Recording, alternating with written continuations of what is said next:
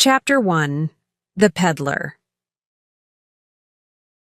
The spring of 1634 arrives, but in the prison of Lancaster Castle it stays cold.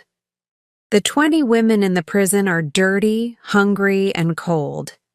There are no beds or chairs, and so they sleep on the cold floor. There are no windows, so it is always dark. The women want to get out of the prison. They want to go home. Sometimes the guards open the big old door and put some bread and water on the floor. Then they close the door again. My name is Janet Device, and I am one of the 20 women in prison. Day after day, I sit on the cold floor and wait. I want to feel warm again. I want to see the sky again, and Pendle Hill, the beautiful hill near my home. But I am in the dark prison of Lancaster Castle, and I sit on the cold floor and wait. One day, something happens. The guards open the big old door. "Janet Device," a guard calls. "Come here at once, witch. Somebody wants to see you." I get up slowly, because I'm very cold, and I walk across the dark room to the door. Perhaps it's someone from Red Hall. Perhaps I'm going home. "Janet Device, be quick." The guard calls again. Someone is standing at the door with the guard. "Janet?" he says quietly. I see him then, a tall man with brown hair and tired blue eyes. He is not from Red Hall. It is Mr. Webster, from the church at Kildwick. My legs stop moving, and suddenly I want to sit down. Come on, the guard says angrily. He begins to close the door. "Come out here for a minute, Janet," Mr. Webster says quietly. "Sit down and eat something." I sit down at a little table near the door. Mr. Webster gives me some bread and some meat, and I begin to eat hungrily. 10 minutes. The guard says. After 10 minutes, she goes in again. "Thank you," Mr. Webster says. "How is everyone at Red Hall?" I ask at last. Mr. Webster smiles. "Everyone is well. I was there yesterday." I close my eyes for a minute. "Mr. Webster, it's not true. I'm not a witch, you know." "I know, Janet," Mr. Webster says. "Last week, I brought Edmund Robinson and his father into my church and asked them about the boy's story. Many people believed Edmund's story, but some people didn't. Edmund Robinson is going to London tomorrow with his father, and a judge is going to question them." The guard comes back and begins to open the door. "Time," he says. Mr. Webster stands up. "God is here with you, Janet. Never forget that. You can be happy when God is with you." I stand up too and take the bread from the table. "Yes, Mr. Webster, God is with me. I believe that." "But happy? How can I be happy?" I go back into the dark prison, and the guard closes the door behind me. The women run to me. "Bread! Give us bread!" they cry. Quickly, I put the bread in my shirt. I don't want to lose it. I walk across the room and sit down on the floor. I am crying, but I feel a little better. Edmund Robinson of Newchurch is only 10 years old. Edmund told lies about me and about many women. He saw us at a witches' meeting at a house called Horstones. It's not true, but many people believed him. What is he going to say in London? The truth? Or more lies? But now, in the prison of Lancaster Castle, I want to tell my story. It is a story about rich men and angry villagers, about old women and hungry children. It is a true story, and it happened to me. I was born in 1603. My family was always very poor, and after my father died, we were poorer. In winter, I was often ill, and I was always cold and hungry. In summer, I was sometimes ill, and I was often cold and hungry. We lived some miles from the village of Newchurch in an old house called Malkin Tower. It was dirty and cold. The rain came in through the windows and there were no doors. To the west was the big hill called Pendle. Pendle Hill was beautiful. I loved Pendle Hill because it sat quietly all year and watched me. My story begins on the 18th day of March in the year 1612. I was 9 years old, and my life began to change on that day. My mother and my grandmother were ill, and they sat on the floor with their dogs near the little fire. My sister Allison wanted to go out. "I'm going to look for bread," she said. My brother James sat near the fire, his mouth open. "Go and look for bread," he said. "Go and look for bread." James often said things again and again. Allison ran out of the house and I followed her. "Go and look for bread," James called. Allison began to go east, up the hill and past the big trees behind Malkin Tower. Allison walked fast. She was 18 years old and she was tall with long, dirty brown hair and a white, hungry face. It was cold, but there was no rain. Allison wore a coat and some shoes, but I had no coat and no shoes. "Please wait a minute," I called to my sister. "I want to come with you." "No," Allison cried. "Go back, I don't want you." Suddenly, a dog ran in front of Allison. "Good dog," Allison called. The dog ran to her and she put her hand on its head. It was my sister's dog and it liked her. It was a big dog with big teeth, and I didn't like it because it was always hungry. I followed Allison and her dog along the river to Colne, but before we arrived at Colne, we met John Law. John Law was a big fat man, about 50 years old. "Can I have some money, please?" Allison called. "I'm hungry." John Law didn't answer. He walked slowly because he was fat and because he carried a big bag on his back. In his bag were a lot of beautiful things. He was a peddler, and he walked across the hills and visited all the villages. "Can I have some money?" Allison called again. "I'm very hungry."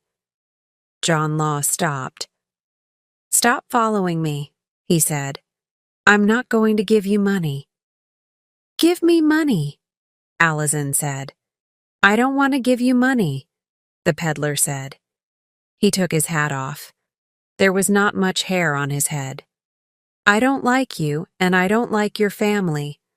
A lot of bad women you are, and your father was a bad man too." Allison was angry. "Don't talk about my father, he's dead now. Give me some money, old man." John Law's face was red. "No," he cried. He began to walk up the hill to the village. "Go back to your dirty family." Allison began to laugh angrily. "A dead man! A dead man!" she called.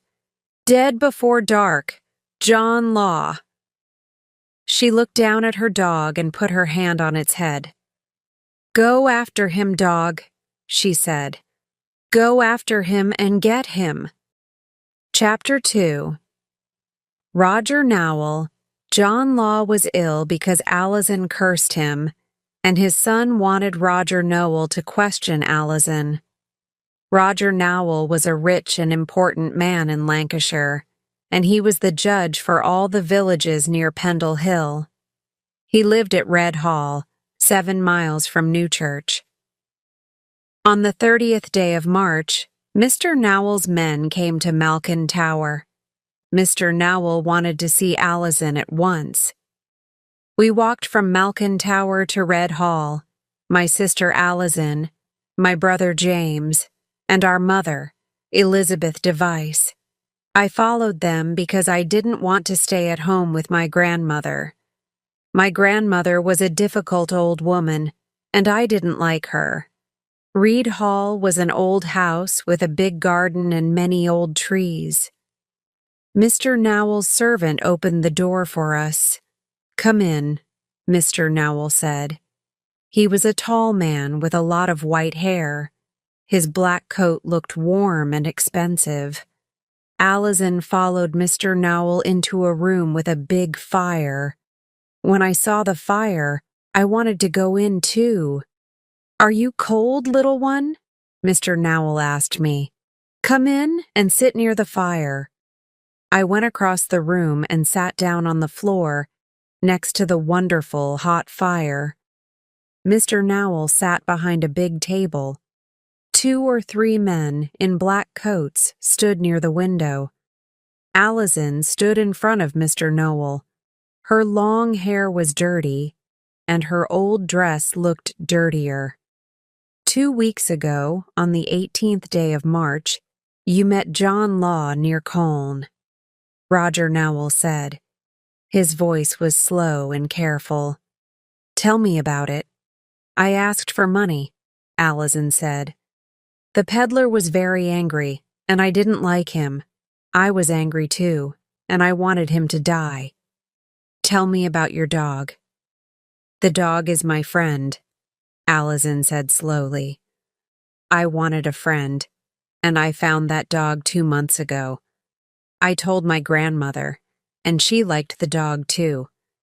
"Did the dog run after the peddler?" "Yes, of course. I cursed the peddler and the dog ran after him," Allison said. "I'm sorry now, because Mr. Law is ill." "She's a witch," one of the men said quietly. Roger Nowell stood up and walked across the room to the door. "James Device, come in. We want to question you." James came in and stood next to Allison. James was 13 years old, nearly a man, but he was afraid of many things.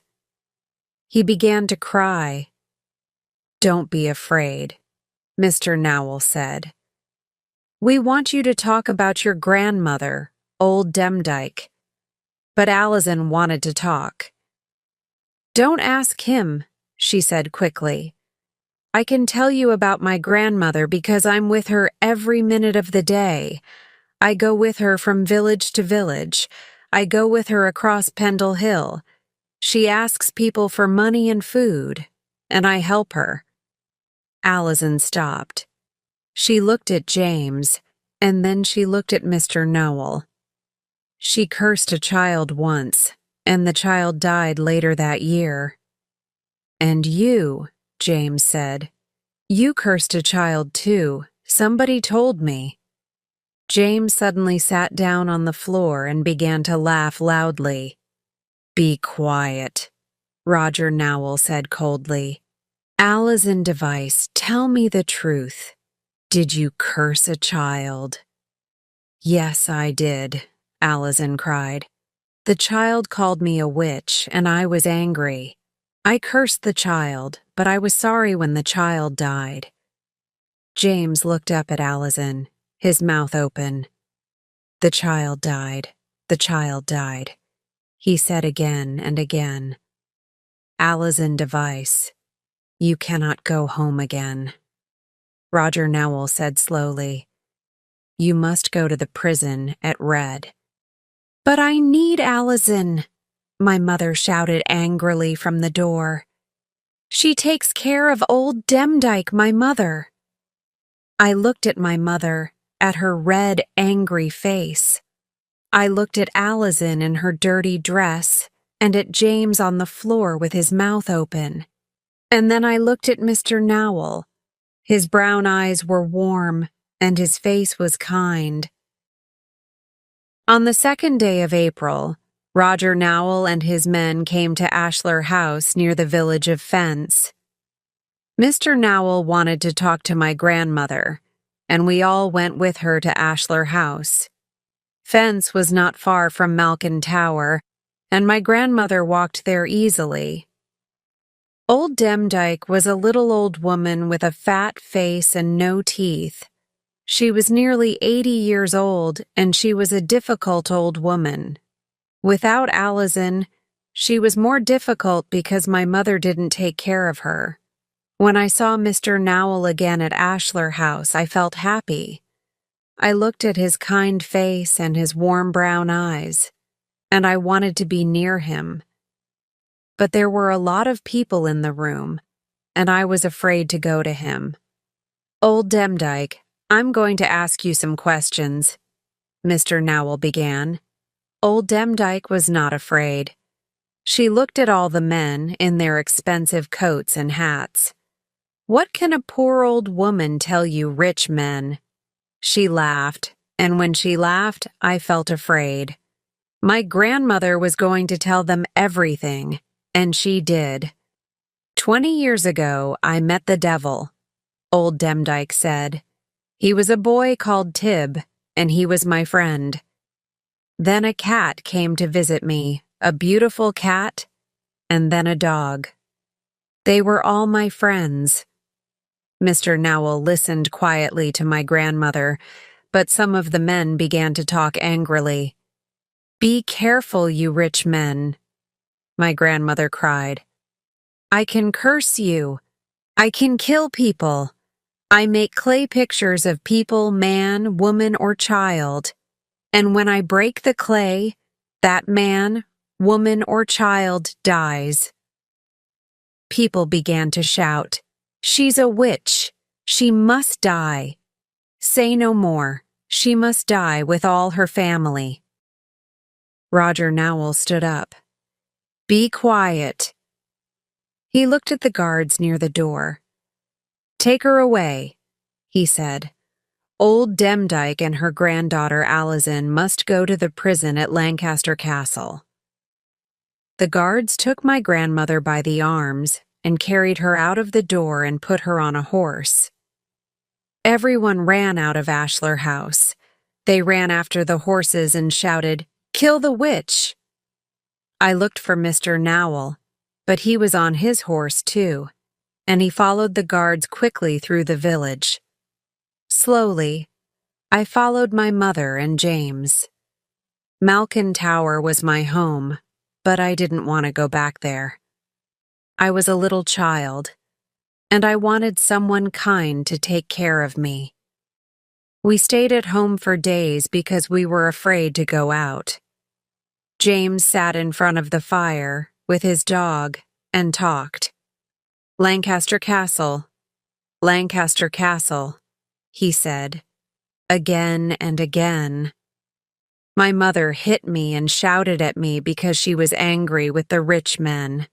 But after 3 days, my mother suddenly said, "James, we're hungry and we must eat." James didn't answer. My mother went across the room to James and pulled his hair. "Get up," she shouted. "Go out and find food for us. Your father isn't here now. You must find food for us." She hit him over the head. James stood up slowly.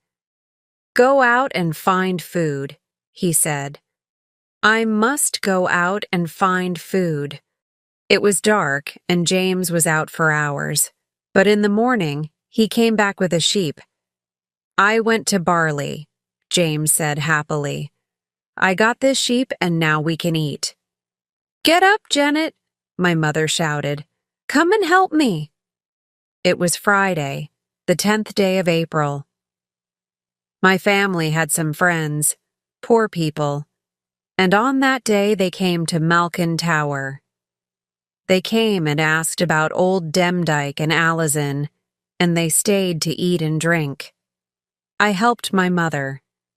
We cooked the sheep over a big fire, and our visitors ate with us. At the same time, they drank. They sat by the fire and drank, and talked about Lancaster Castle. "Let's go there," an old woman cried. "Let's go to Lancaster Castle and find old Demdike and Alison." "We can curse the guards and break down the door," my mother said.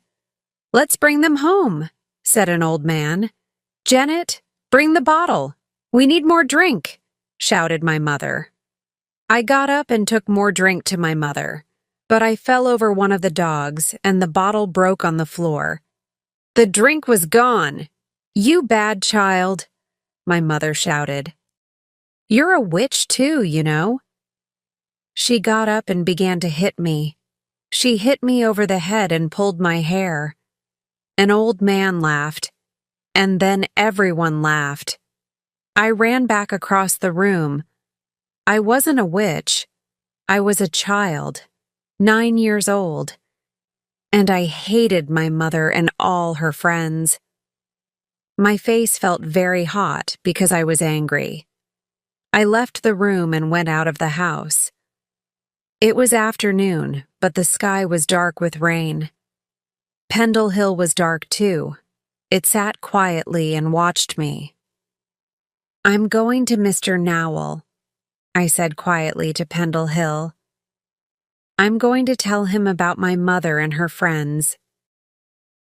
Chapter 3. A Family of Witches. I ran from Malkin Tower down the hill into Newchurch. James followed me. "I want to go to Reed Hall too," he said. We ran through the trees to Sabden Brook. The noise of the river was beautiful in my ears. We went along the river to the village of Sabden, and then it began to rain. Suddenly, we heard the noise of horses behind us. We got off the road and watched the horses. It was Roger Nowell with some of his men. They saw us, and Mr. Nowell stopped. "It's the Device children," he said. "What's your name, child?" "My name is Janet," I said. "We're going to Reed Hall. I want to talk to you." Roger Nowell looked at me with his warm brown eyes. "Very well," he said. "Come home with me, and we can talk." He lifted me up onto his horse, and the horse moved quickly along the road to the village of Red. James ran along behind us. Very soon, we arrived at Reed Hall.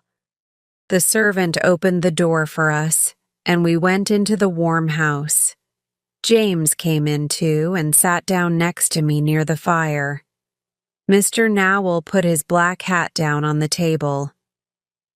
"Bring a hot drink and some food for these children," he told the servant. "They're cold and hungry." The servant brought bread and hot milk for us, and James and I ate hungrily. I felt warm and happy in Mr. Nowell's house. I wanted to stay there all my life. I never wanted to go back to Malkin Tower. When we finished eating, Mr. Nowell looked up from his book. "You wanted to talk to me," he said quietly. "Well, I'm listening." I got up, went across the room, and stood in front of Mr. Nowell. "I'm afraid of my mother," I began. "I'm afraid because she's a witch, and she can kill people." The room was quiet. Mr. Nowell said nothing, but his brown eyes were kind. "My mother and her friends are at Malkin Tower," I told him. "They want to go to Lancaster Castle and kill the guards. They're going to bring old Demdike and Alison home again." Mr. Nowell got up and left the room. After some time, he came back with 2 of his friends. They all sat down at the table. "Janet, I want you to tell me again about your mother and her friends. They want to kill the guards at Lancaster Castle and bring old Demdike home to Malkin Tower," I said. Then I began to cry. "Don't cry," Mr. Nowell said kindly. "We can help you, but we must talk to your brother first." James, he called. Tell me about your mother. Is she a witch? She's a witch. We're all witches, James began. Old Demdike's a witch. One night she went to the church at New Church and got some teeth from dead bodies there. The devil talked to her, and she brought the teeth to Malkin Tower. They're under the ground by our door. Old Demdike's a witch. We know that, Mr. Nowell said. Tell us about your mother. Mother's a witch, James said. She killed Mr. Robinson from Barley Village. She made a clay picture, and then she broke it, and Mr. Robinson died a week later. James smiled at Mr. Nowell. He liked Mr. Nowell because Mr. Nowell didn't shout at him. And I'm a witch, too. I can kill people. No, James, I cried. You're not a witch. You don't kill people. Yes, I do, James said angrily. His face went red. My dog, Dandy, is the devil, and he killed a man for me. I wanted a shirt, and Mr. Duckworth was going to give me one of his old shirts. But in the end, he didn't give it to me, and I was very angry. I nearly killed Mr. Duckworth, but I called Dandy, and he killed Mr. Duckworth for me. I began to cry. My brother was a witch, too.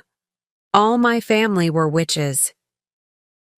Don't cry, Janet, Mr. Nowell said. Someone must take care of you. You can stay here at Red Hall with me. When Mr. Nowell's men brought my mother to Reed Hall, she said nothing at first. Tell us about the pictures of clay, Mr. Nowell said. My men found pictures of clay at Malkin Tower.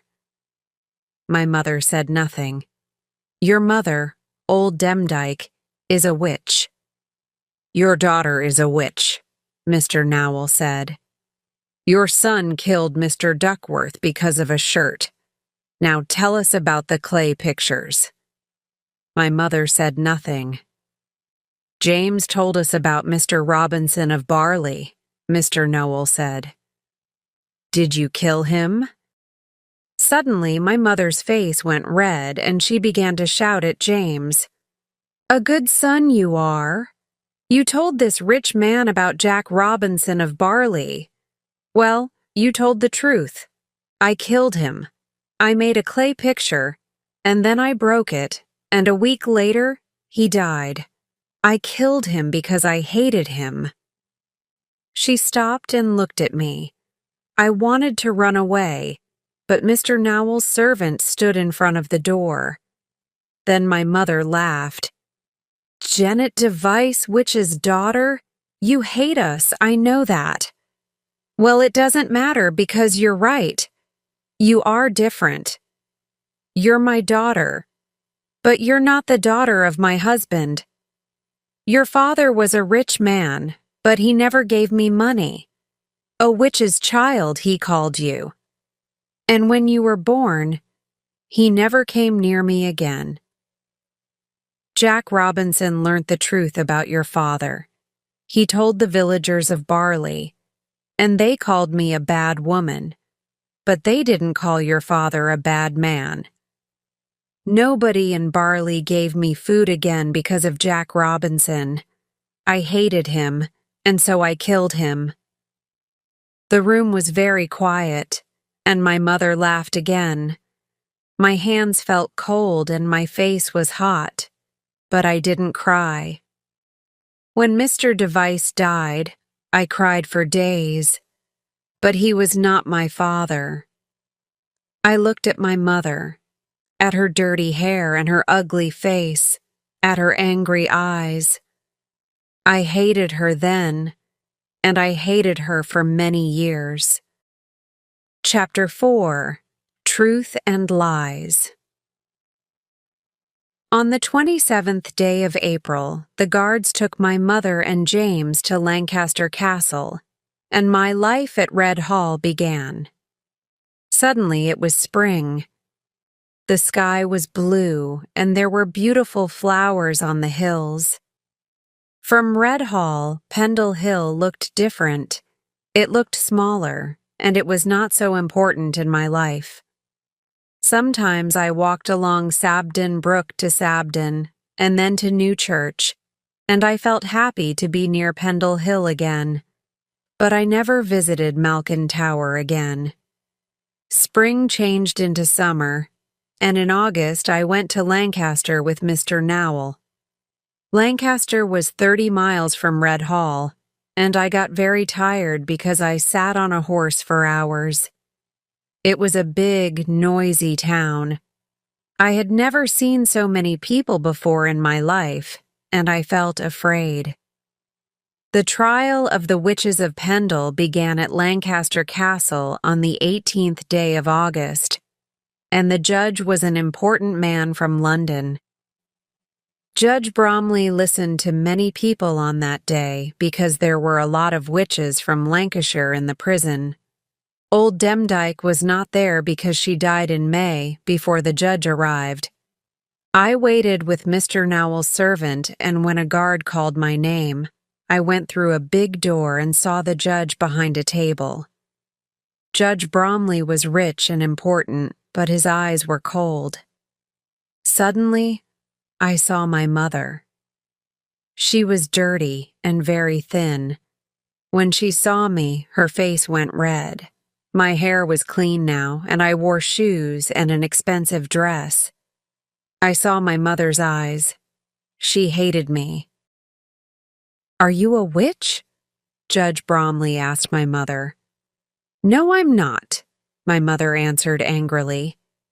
"Did you kill Jack Robinson of Barley Village?" "No, I did not." "Janet Device is here," a voice said quietly. It was Mr. Nowell. She can tell us the truth about her mother. For a minute, my mother did not move. Then she ran across the room and shouted at me. "You know nothing, you bad child, and I'm your mother. Don't forget that." The guards ran after my mother and pulled her to the floor. "I'm no witch," my mother shouted. "It's all lies. Janet, you're a witch, a child of the devil. You're my daughter, and I know." I was afraid, and I put my hands over my eyes. I didn't want to see my mother's ugly face. The guards pulled my mother out of the room, and the noise stopped. "Janet Device," the judge said, "tell us the truth about your mother." Roger Nowell lifted me up and put me on a table in front of the judge. "My mother is a witch," I began. "She has a friend, a dog called Ball. When she wants to kill somebody, she tells Ball." I talked and talked. I told the judge everything. Judge Bromley listened carefully. "My child, is this the truth?" "Yes," I answered. "I'm telling you the truth." The guards brought my mother back into the room again. Her face looked tired, and her eyes were red. "Elizabeth Device, your daughter told us about your dog, Ball. Your son, too, told us about the clay pictures. We know everything." My mother said nothing. She didn't look at the judge, and she didn't look at me. Next, the guards brought my brother James into the room. When I saw James, I wanted to cry. James was thin and dirty, and his hair was very long. He looked at the judge and at all the rich and important men in the room, and he began to cry. Then he sat down on the floor. "Stand up, James Device," Judge Bromley said. The guards pulled James up, but he fell to the floor again. "You killed Mr. Duckworth," Judge Bromley said. "I wanted a shirt," James cried. "Is your brother a witch?" Judge Bromley asked me. "Yes," I said. My brother sat on the floor, his mouth open. He looked at me, but he didn't know me. I was clean and fat because of all the good food at Red Hall. James told me about his friend Dandy, I began. Dandy was the devil, and James heard the name Dandy and he began to cry again. I want Dandy. I want to go home. The guards pulled him up from the floor and took him out of the room. I never saw my brother again. When the guards brought my sister Allison in front of the judge, I said nothing. John Law, the peddler, came into the room. He was a thin man now. He walked slowly, and he talked slowly, and his face looked ill. He told the judge about that day near Colne when Allison cursed him, and her dog ran after him. I'm sorry, Allison said. I was angry with you that day, but I'm sorry now. Allison's eyes were dark and afraid, but she had no friends in that room and nobody wanted to listen to her. Then Mr. Nowell took me out, and I waited with his servant in a different room. An hour later, there was the noise of many people shouting and crying. The servant smiled. The trial is finished, he said. You're a good child, Janet. You told the judge the truth about the witches. Mr. Nowell took me home to Reed Hall, and on the 20th day of August 1612, the guards took my mother, my sister, and my brother out of prison and hanged them in front of Lancaster Castle. And so I lost my family. When I was a child, I wanted to be happy. I wanted to be warm, to wear shoes, to eat good food. I wanted someone to take care of me. That's all. My mother gave me nothing. She gave me no love. She never took care of me. Because my mother was a witch, my father ran away and I never knew him. My father was a rich man without a name, and I lived hungry and cold with a witch. And so I told Judge Bromley the truth about my family. Was I wrong? I don't know. I was happy for years at Red Hall. For 21 years, I forgot my family. I learned to cook for the Nowell family. I worked many hours every day, but I was warm and I ate good food. Every Sunday, in my best dress, I went to church. Every summer, I walked over Pendle Hill. I never thought about my family because I was happy at Red Hall. In August 1612, the guards hanged my family in front of Lancaster Castle. But their dead faces waited for me there. And a year ago, in 1633, when the guards put me in the prison in Lancaster Castle, I met them again. Day after day, I see their ugly, dead faces and hear their cold, angry voices. I think of them all the time. God is with me here, in prison. I believe that. But my dead family is with me too. Mr. Webster, from the church at Kildwick, visits me again. His blue eyes are tired, but he smiles at me. Edmund Robinson and his father told the truth in London, he says quietly.